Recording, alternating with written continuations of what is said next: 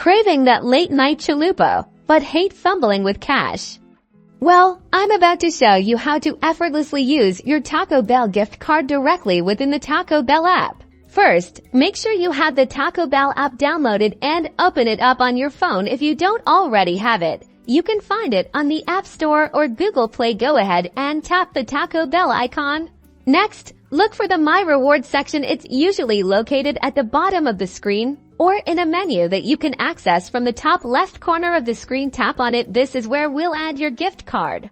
Now, within the My Rewards section, you should see an option to add gift card, or it might be under payment methods. Then add a gift card. Tap on that. This'll take you to the gift card entry screen. Here's where you'll enter the information from your Taco Bell gift card. Carefully type in the gift card number and the PIN. Make sure you double check the numbers to ensure that they are correct and accurate. Once you've entered the card number and PIN, tap the Add Card or Save button. The app will then verify the gift card and add it to your account. Now, when you're ready to order, simply add all of your favorite Taco Bell items to your cart and proceed to checkout.